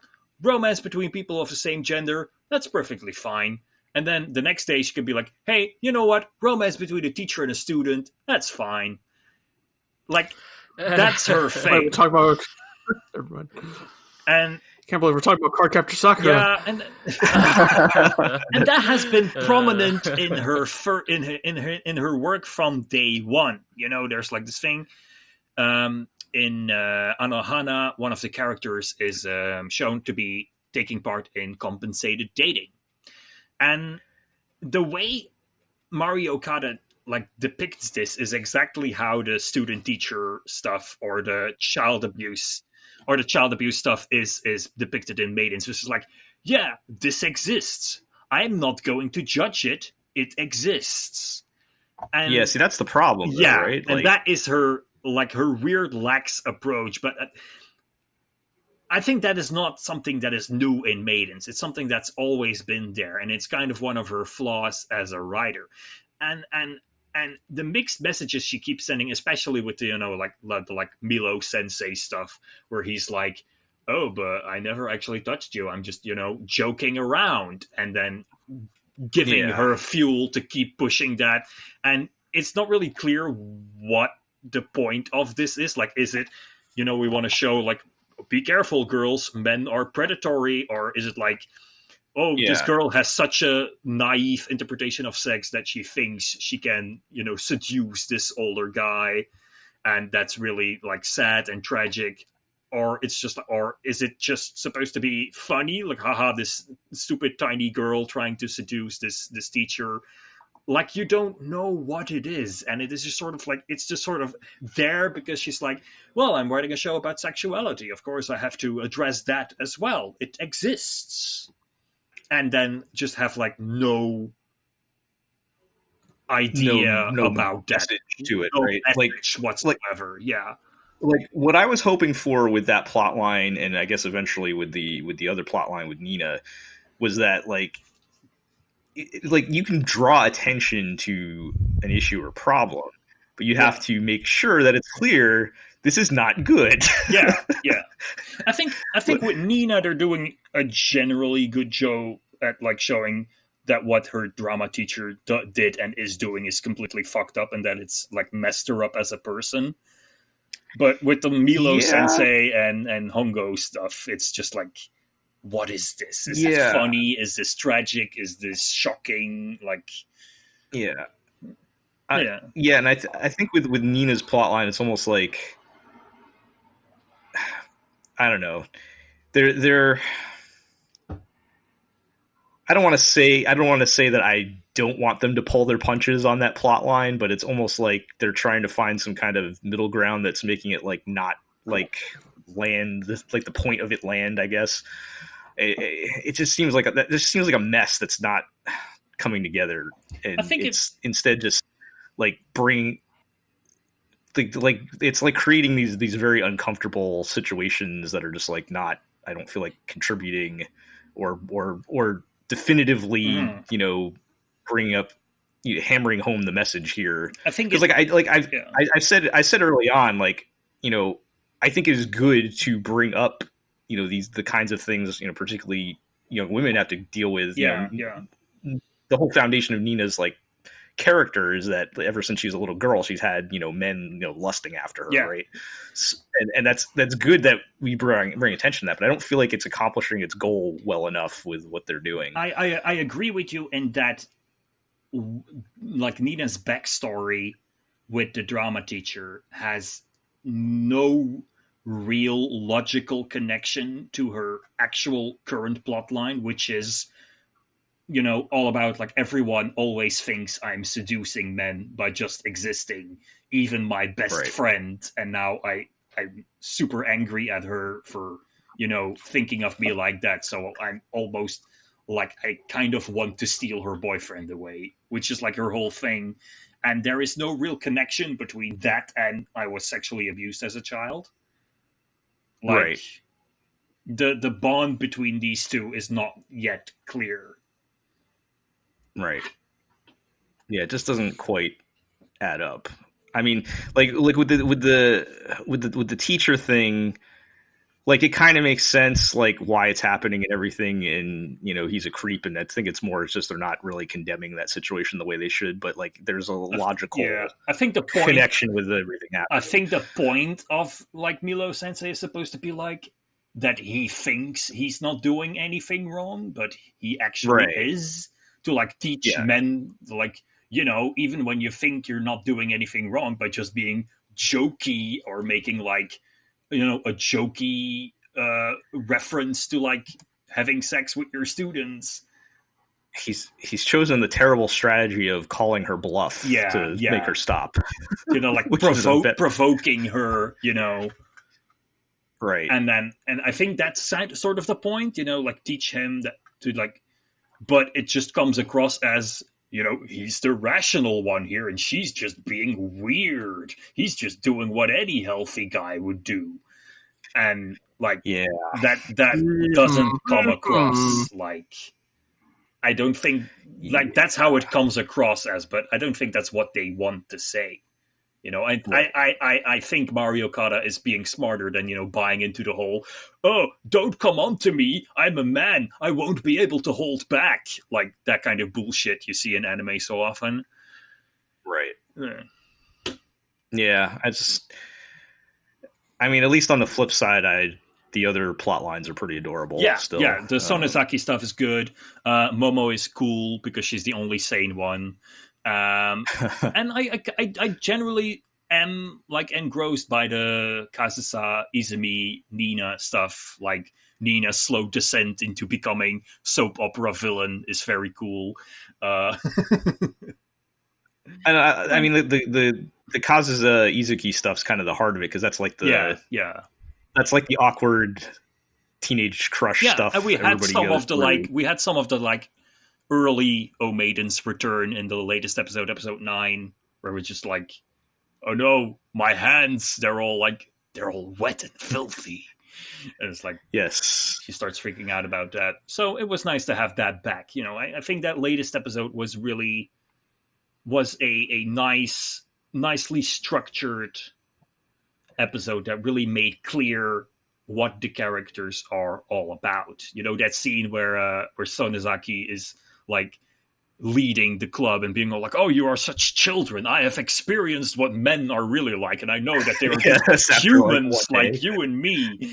And that's just like really funny. So I think that after a bunch of like really heavy episodes that's just like all misunderstandings and tragic backstories and drama, like we've had a nice little recovery while also taking the characters forward. Yeah. So what they need to do is just have Nina and the other girl that's probably a lesbian hookup, and then that'll solve all the problems. Nina and Momo hook up, and they all murder Milo Sensei. The end. Yeah, and then problems fixed, show fixed. So there you go. Write it up. All right, well, they'll join the Granbelm. Well, are we going to talk about... Do we have time? Yeah. No. I'm sorry. I appreciate all of your conversations, and I'm sorry I'm going to do this to you guys, but we are going to speak about those El-Melloi II and Granbelm. There is no exceptions. I will not allow a podcast to end until we have discussed both of them, because as much as I love Granbelm, Lord El-Melloi II deserves. Are you saying you're gonna Anna Fugo your way through the end credits and say this episode cannot end before I have, killed my mother and sworn vengeance against Ernesto? Don't worry, Iro. I'm setting it up for you. I'm gonna give you. No, we can talk about Granbelm. It's fine. Let me tell you all about the rail Zeppelin, the phantom train that deals in mystic eyes, and the strange conspiracy. One Waver Velvet, now head of the modern magecraft studies department of the clock tower, has found himself drawn into. Oh God! Oh, this show is so fucking good. The show is so good. It is. If we're talking about the difference between good anime dumbassery and bad anime dumbassery, Lord El-Melloi II is clearly in the former. It is. What's going on the rail Zeppelin here? This is all the shit y'all kept giving me shit for like a decade about why Fate's bad. And now you're all like, it's great. I'm just like, what? I'm not saying it's great. Why didn't you tell me? Why didn't you tell me this? If it's any consolation, Iro, I still think it's bullshit. It's only G who's betraying us. Sure. No, don't get me wrong. It's all bullshit. I just fucking. Is it all about how it's packaged at this point? I think so. I think all of the traits you find in Lord El-Melloi II could be bad if done poorly. I just can't tell if y'all are pulling one over me as I feel like I'm being gaslighted about enjoying Fate. Well, Iro, are you enjoying it? I don't know anymore. It's up to you. It's not up to us whether you're enjoying it. Christ. So, we haven't talked about this show for a few episodes now, so to kind of sum it up, Waver Velvet, prior combatant and participant of the Fourth Holy Grail War, now in his 20s, is a professor at the Clock Tower, the mage school of the world, or whatever. And he finds himself embroiled in mysteries and conspiracies that he must solve with a combination of his razor-sharp wit and his knack for magecraft in unorthodox ways. And the latest mystery is that the catalyst he used to summon Iskandar, the King of Conquerors, the mantle of Iskandar, the physical item that he needs to summon him, has been stolen. And the thief has left a clue demanding that he must attend the titular rail Zeppelin, the phantom train that deals in mystic eyes. Yep, sure. And so it's a closed room mystery, right? They're on the train, and there's a murder, there's ghosts about, spirits, vengeful spirits after our boy Waver, and stuff. Remember, stuff. Nothing makes me happier about this show than in the last few episodes. When they say shit that makes no sense, and I groan because I know exactly what they're talking about. Yes, it is my fucking nectar. It is my life force. Every time we watch this show and they drop some term that I have never heard of, and I'm not a Fate expert in the remote slightest, my knowledge basically extends to the Tsukihime manga, parts of Fate and Fate Zero. But just every time when they're like, my God, we're in the child of Inash. And Iro is over here to be like, oh my God, they did not just say that. I'm like, tell me more. Has this show just become just deep cut fan service? Kinda, yeah. Yeah, it's great. I fucking love it. Oh man. Fucking I'm just impressed that this show can exist in the post-FGO world. That they picked the arc that has an FGO character appear and be who doesn't like fucking do jack shit. Right. But when the Fate fandom is dominated by the casuals who have only yeah, sure. Now they but we still have a show for the hardcore. Are you telling me Lord El-Melloi II is not made for people like you who know what the child of I know is? It absolutely is made for me. This whole was made for me. Just like I wish this show came out in like 2013, 2014 when I was at the peak of my like not caring that everyone around me was telling me that I was an idiot for liking Fate. And except now we're in 2019 where everyone's like, oh wow, this stuff's actually fun. Well, you mean we live in a post-irony world? Yeah, I guess. Just fucking if I don't try to like lie to me that if I had been reacting this exact same way 5 years ago, y'all would have been like, oh man, that's fucking dumb and bullshit. I can't believe you know this shit, man. What's wrong with you? I can't. Like, stop bullying Hero. Is this? I mean, again, is this all just context where like it's different when they're trying to sell you on this stuff in like a like deadly serious, Holy Grail. The show probably thinks it's deadly serious, but instead it comes off as totally ridiculous. I haven't watched this. I'm not sure of the tone of the show, but like, when you take something like Fate Zero, which has zero fun whatsoever happening, and then I feel like it sounds more ridiculous when you're selling us on like, whatever crazy, multi-staged, lore behind, summoning whatever it's just weird, make up to circumvent whatever to, get to summoning Saber or whatever. That's the thing, right? The bullshit rules they're coming up with, like, it's not like this. Like, if this show's just making shit up, like, it wouldn't be nearly as good. The fact that the fact that it's pulling made up shit from like pre-existing material. That's what elevates. Is it because it's pre-existing material and they're not just pulling it out their ass right now? Is that right? No, it's material that was pulled out of their ass 10 years ago. They're pulling stuff out of their ass, but because it has a specified wiki page, it's okay. Sure. Yes. I guess so. Yes, it's like all right. I can do it. All right. I promised you I'd give the fucking explanation.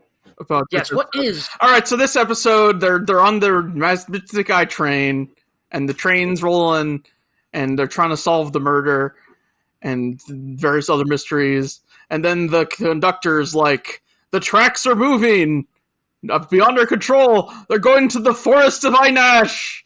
And I specifically call it the child of Einash. Child of Einash forest. They say both. Let's go into the forest of Einash, and I just go, are you fucking kidding me? They pulled out the forest of Einash, the seventh dead apostle ancestor,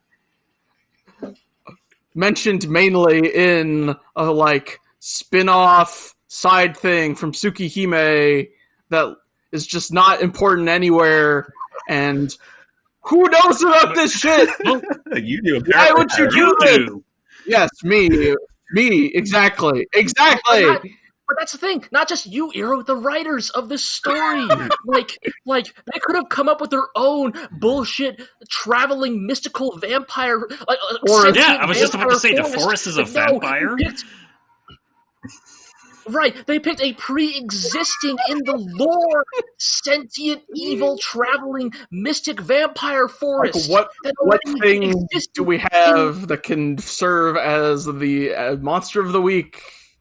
Like it's like there's a moment in this episode, right, where like some like fucking hotshot nobody mages show up and they're like, oh, whatever, it's just a force controlled by a dead apostle. We'll just burn it down with our magic. And I was like, oh, this is perfect because Iro, the human being, but also Iro, if he was a character in this show, would be the one who's like, you fools, don't you know about the child Nash and the monstrous power that it possesses? Like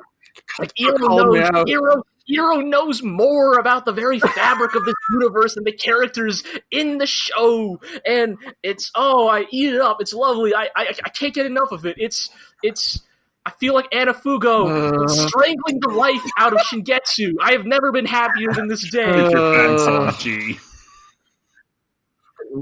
It's in all seriousness, I do think it's just a very like fun, ridiculous like urban fantasy romp. And Iro, you're right. All right, I will apologize and admit that like yes, if this show had aired 5 years ago, I probably would have been a lot more skeptical towards it. Unfairly so. I think that for better or worse, the existence of Fate Go has kind of like irreversibly like what is it called? The Overton window or whatever? Like that concept of like in like the political spectrum of how like when politics moves increasingly like extreme in one direction, it also moves like what is the moderate position of the political spectrum of that what nation. Looked bad 5 years ago now compared to the present day looks pretty good. Yeah. So that's kind of what happened. Like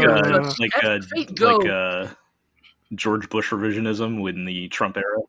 Yeah. Like now that Trump's elected, we're all like, man, George W. Bush, he wasn't so bad. He just got us into the fucking Iraq War. We're not saying like it's like for the somehow record, but, no, but I'm saying that like you almost want to take that approach because at least that guy was not a fucking. We're not gonna get into it. Anyways, point is like Fate Go has so thoroughly like poisoned the well of the Fate franchise, like irreversibly so. Like in many ways, Fate may never be actually good again because of Fate Go's existence. Like there may never ever be again a legitimately like good, compelling piece of like of fiction in the Fate universe ever again because that is how thoroughly Fate Go has just destroyed the groundswell of that. And as a result, something like Lord El-Melloi shows up and is like, let me tell you about mystic eyes and the fifth true magic of the universe. And have you heard of dead apostles? And I'm like, yes, give it to me because this stuff is like, oh, it's a puddle in a desert. Like I will happily lap it up in a world where like good Fate stuff just cannot exist anymore without being like intrinsically poisoned. Like you just know that like if they ever remake Fate Stay Night, like if they ever actually like remake the actual Fate Stay Night, they will. I'm calling it. Like there will be Fate Go references in there now. Oh yeah, like there will be. There were Fate Go references in Unlimited Blade Works and in Heaven's Feel movies. Like right, like that's disgusting to me. Like I'm like I'm not one of those guys who's like, oh, an adaptation has to be one accurate, but I actually find that like like on the level of like within the well of my soul, I find that disquieting. Yeah. Like you know, and I'm glad you're experiencing the emotions I experienced years ago. We're all catching up to you, Iro. Of course. Just you just don't have your social circle talking shit about you for doing so, unlike me at the time. All love, I'm sure. All right, Aaron. I officially apologize. I am sorry that I ever shit on Fate because I admit I was a fool. I did not know how bad it could actually get. I think we all should have been more grateful for the Fate that existed 5 years ago before Fate Go came around. So what's going on in Granbelm? Oh man, right. Granbelm, baby. We dragged our fevered screaming about Granbelm has dragged Jel and Aqua gays in. So let's kick off with mentioning that and Aqua, have you watched all of it now at this point? I'm all caught up. Okay, yes. I also marathoned it last weekend. I'm caught up as well. You want to give what is your just overall thoughts at this point, Aqua? Before we get into my take on Granbelm is that it is. Like, it is a show that is very anime, and I thought about like what is quote unquote anime, and it is basically like a matrix between like a simple story to a absolutely ridiculous story, and on the other axis it's like simple presentation to absolutely ridiculous presentation. And I think the appeal of Granbelm is that it is a show with a relatively simple story, so not a lot of rules. The characters are like clearly cut archetypes with distinct arcs. It is a workmanlike, well-written story without too many frills, but the presentation is absolutely bonkers. And I think that contrasts it with something like, I'm so sorry, Eero, but like Fate, which has a completely ridiculous story that is presented as the most serious, po-faced thing in the universe. Yeah. Which is the complete opposite of what Granbelm is, I think. And somehow both of these are something I would categorize as anime. So I think anime, quote unquote anime, is like something that is the complete extreme of one axis and the complete unextreme of the other axis. So you either have simple story, ridiculous presentation, or ridiculous story, and we're taking this seriously. So simple presentation. Does that make sense? So, yeah, sure. I get it. I think there's some gradations to that, but like as a broad overview of like what anime is, I can certainly see what you're putting down. Yeah. From my perspective, first I just want to echo everything that G and Ira have said in that it feels like, I like to talk about feelings and things that you can only experience as anime here, and not really say in words per se, but it feels like a mecha anime.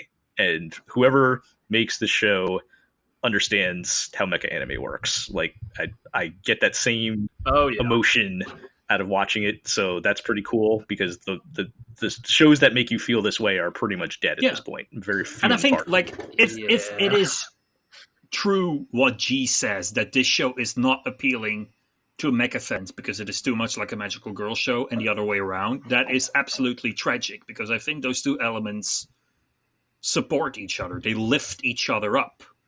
I'm not very experienced with the mecha genre because I genuinely, I don't really like, like military techno babble, that kind of stuff. And so the fact that this is a show that has a lot of positives of mecha anime, but with the angle of, it's a magical girl show, which is something that does appeal to me, that helps it.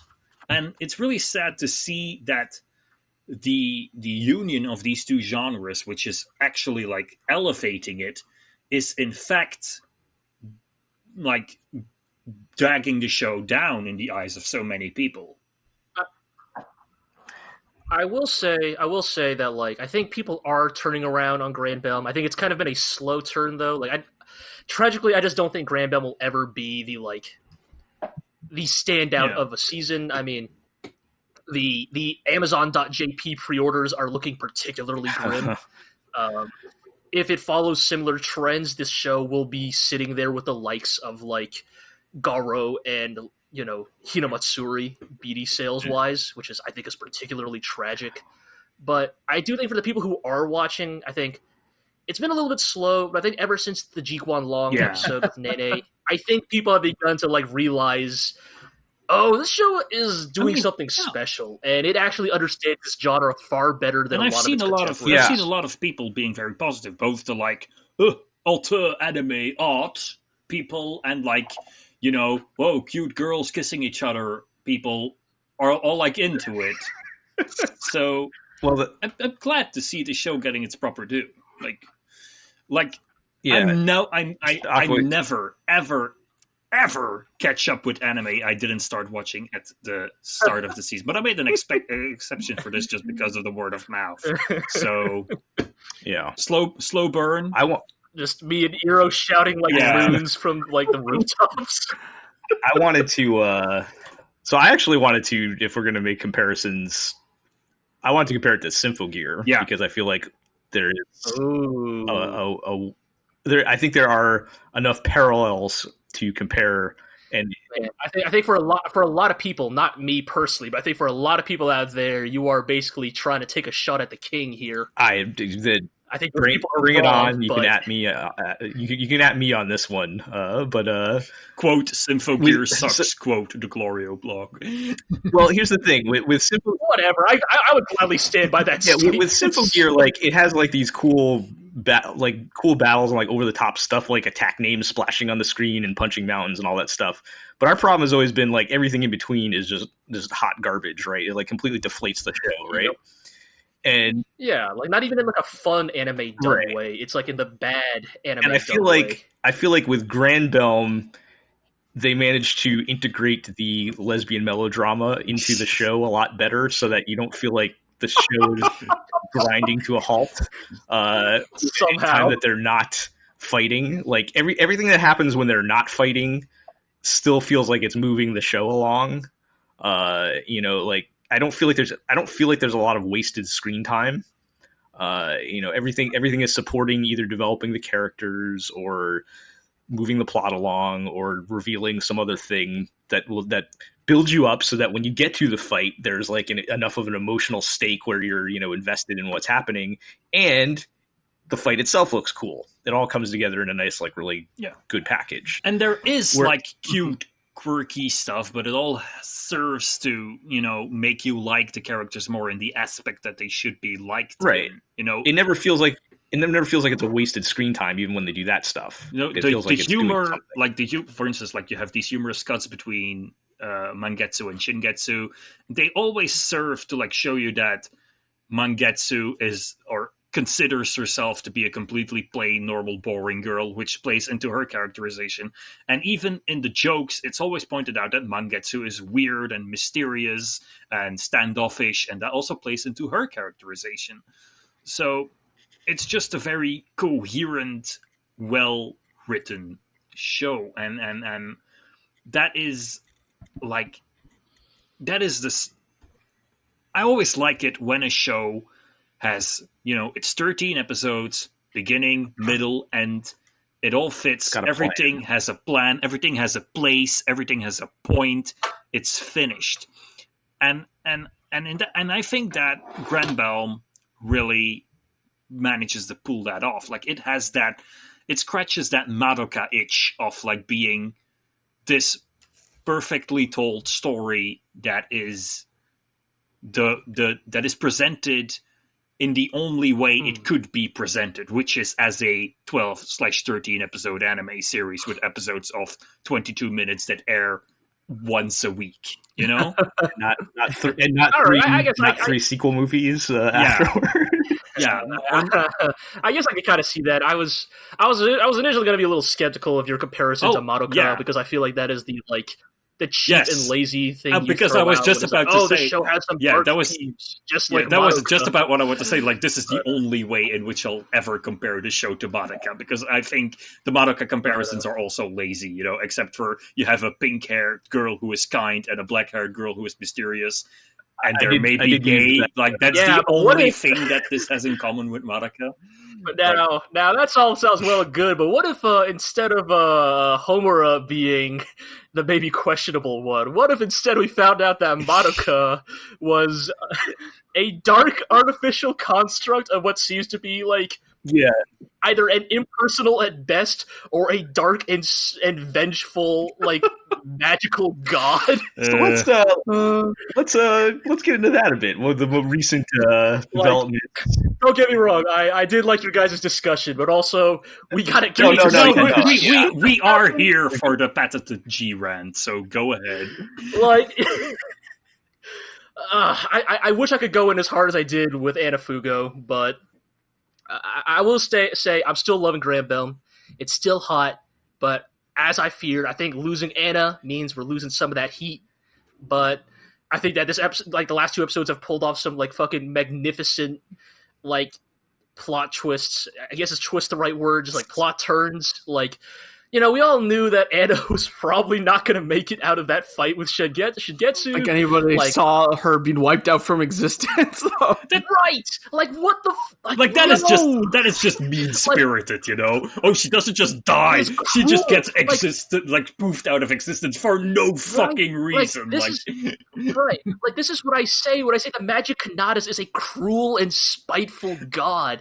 Like because Anna had the audacity to try and break the rules of the game. She's not just punished with death, she is punished with her existence being just written out of the books. You know, we all thought, okay, next episode we're gonna get maximum drama when we see Anna's little sister and her mother crying over Anna's senseless death in this absurd battle royale. But they don't even give us that much. Instead, it twists the knife. Brilliant reuse of the girl who got eliminated in the first episode, by the way. Yes.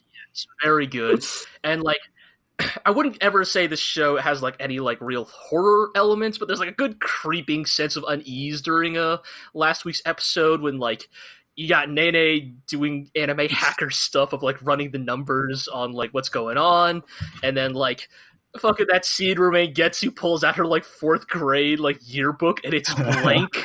And it's just the pieces are coming together. Suisho is Suisho. God bless Suisho. She is doing. God bless Aoyuki. She is truly doing her best. She is trying to be the best evil lesbian she can be. She's kind of carrying in these last couple episodes. Yeah, carrying these episodes. In Fugo's absence. Yeah, the part where she fucking corners Kuon and is do you want to know what really happened to your sister? I ate her soul. You know that affection you feel towards me? You know that lingering inability for you to do any harm to me? That's because your soul at the very depths of your heart, your soul recognizes your sister in me, and you love me. You'll never be able to hurt me because of that. And it's so gleefully thing to do. Right, it's so gleefully sinister and evil in the most just good shit eating grin. I gotta say, in terms of shipping dynamics, Coffee Shop AU, alright. Friends, enemies to lovers, fine. But seducing a girl and then eating her soul so you can taunt her little sister about it to seduce her. I'm into it. Write more fanfics with this dynamic. Say that you want me to eat you. No. Gosh, Suisho just operating on some fucking galaxy brain shit here. And I think because of all of that, I have to admit, as much as I'm loving this show, I came away a little less hot on the most recent episode. Because I was operating on the assumption that Suisho was truly our kind of final end boss villain here, there's all these implications about things she knows about the Magic Kanadas and the true nature of Mangetsu that I thought implied, again, she's going to operate in a sort of Kotomine-esque role of, she's actually a prior combatant in the Granbelm who's gone into hiding, or she's taking over somebody else's was the body. inside man all along, We're going to keep the Fate reference going. I was thinking it was a caster assassin thing where she's the one that summoned Mangetsu, but right. But then this fight happens, and Kuon has her big powerful, great power up where she kind of pulls actually it was part of my plan to let you punch me in the face for 10 minutes, where she's actually it was my sister's plan to get eaten by you, which I'm not so sure. Kuon might be rationalizing things here to justify her ability to fight back, but she kind of beats she beats Suisho pretty easy, which led to my favorite thing in any mecha anime. Whenever you have a mech in an anime that is mostly covered up by armor or a cloak, y'all always know that the armor purge is coming. Eventually anybody who pilots a mech like that is going to get put into a corner, and they're going to be so I'm forced to use that, huh? And it happens. It's beautiful. Fucking Suisho fucking takes off the suit, reveals the true form of what's her next name? Drusilla Nocturne or something. Right, Drusilla Nocturne. Yeah. And fucking it's so good. and then we get so then we get the real version. She fucking impales Mangetsu, and despite kind of my issues, or maybe my issues are less with this episode, and maybe my issues are more with the implications of the next episode preview. But before we get to that, I will say that like the last minutes of this episode is marvelous, truly marvelous. Some real chef's kiss shit, like fucking Mangetsu's like skin glamour, like dissolving to reveal the doll joints underneath. Like the threads she uses to control Lily White disappearing, revealing that she herself is actually being hoisted up by Puppet's threads. Oh, Very just good. Beautiful. It's perfect. This is this is as good as fiction gets. I do feel like maybe the fight animation production dropped off a bit after the Anafugo fight. Maybe they're still They burned themselves out too much. still recovering from that because that looked amazing. Yeah, the choreography in this week's fight was not as good, I think. Like the directing was okay, but like the actual animation, the actual execution was like there was like some weird shot choices, some weird cuts, and like, I mean, in many ways you could tell Anafugo's fight was meant to be like. I think part of that is also that Suisho's mech is just like weird. Like it's just sort of like floating around, so it doesn't look like it's moving. So we get a lot of weird shots of like combined with the like misty setting. These were clearly like cheap, like quote unquote cheap shots at like, you know, just have people flying around and so we could just move this, you know, picture around by dragging it with our mouse.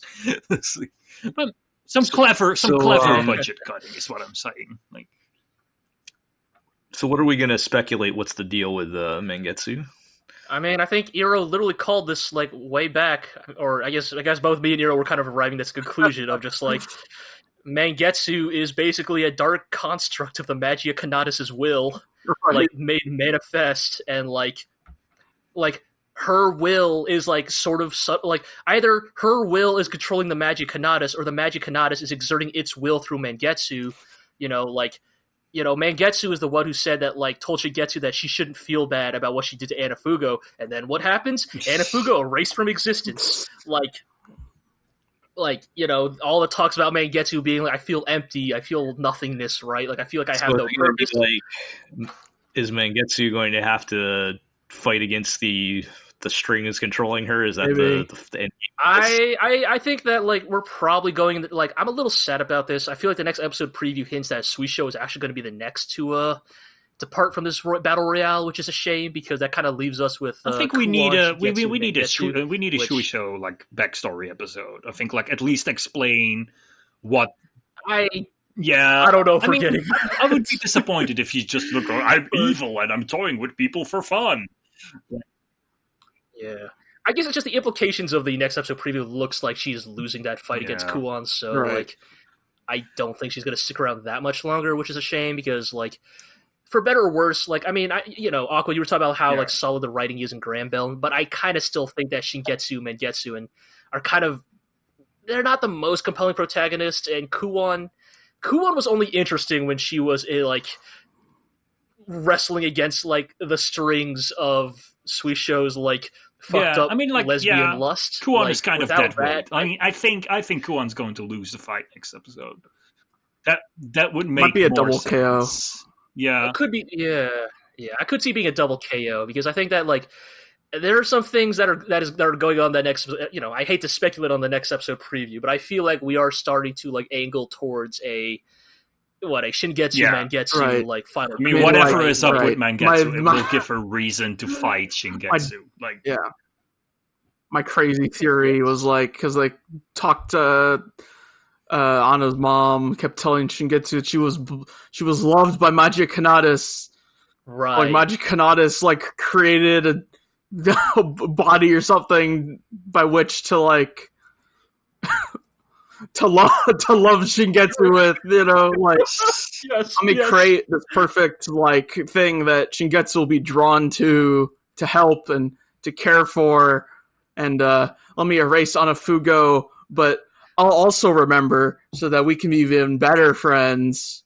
And you know,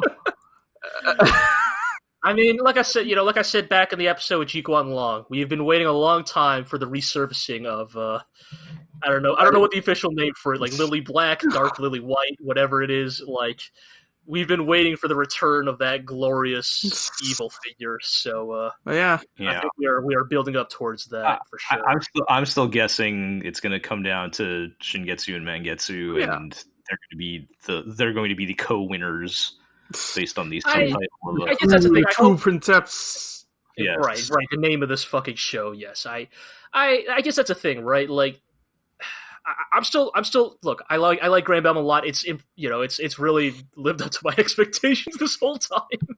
So I still want to have faith in it. But I just personally think that, like, the version of the story that is like Suisho revealing, like, I don't know, her, like, mysterious, like, ratchet connection to the Magia Canatus was, like, to me, like, whether that is including, like, having she herself having summoned Mangetsu or something. I thought that was a more interesting potential plot line versus just, like, Shingetsu and Mangetsu are going to fight, and then Shingetsu will, like, break Mangetsu out of the spell through the power of love or something. I just, I don't think that has as much potential. What if it turns out that Anna Fugo was the real mastermind and she actually had overwhelming magical power, but she manipulated Shingetsu into thinking that she was the one who was manipulating Anna into thinking.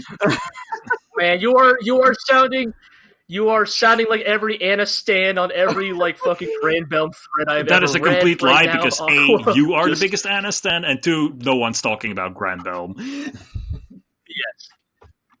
Look, I will just vocalize this theory because I've heard it before. I don't think it's actually going to happen. I just want to make it clear, I don't actually believe this is going to happen. But if it happened, like, we all saw Anna's spirit get absorbed into the Magic Canatus, right? Sure. Like, what if, like, in the real finale, her, like, fucking rage or sheer hatred for Shingetsu, like, that hatred, like, leaks into the Magia Canatus itself and, like, transforms it into, like, some sort of, like, Shingetsu hating magical The Holy Grail has been corrupted. Yeah, that's... Yes. Anna corrupts the Magia Canatus. Shit we're saying about Granbelm. I mean, I'm not saying that I want Anna Fugo to whip me into submission, but that's totally something she would do. I'm not saying that I want that, but I'm just saying that's something she would do. You're not saying. Look, I'm just saying, like I said last week, get you a woman or get you a man who looks at you the way Anna Fugo looks at Shingetsu when she's squeezing the life out of her. Pants on. Christ. And with that... So, yeah, I guess we'll see what happens. I think as good as the show is, I think there is room for it to not stick the landing still, so... Hopefully yes. I'm trying to... Yeah. We'll see. Trying to keep expectations in check, but it's just so hard with a show like this. Good so far, so we can give them a little benefit of the doubt, but I do think it's not guaranteed they're going to wrap this up well. We'll see. All right. Is it ever, though? That's what makes it fun. Yes. So I think that does it then for this episode. We have managed to go long again, but so be it. Boy, if only we skipped Lord El-Melloi 7 case files, Riddle Zeppelin Grease. No, I'm glad. I had to invoke, like, the old laws. Like, El-Melloi had to be in this podcast. Yeah, I'm glad we got it in. So let's wrap it up then with our housekeeping. Check out all of our content at theglorioblog.com.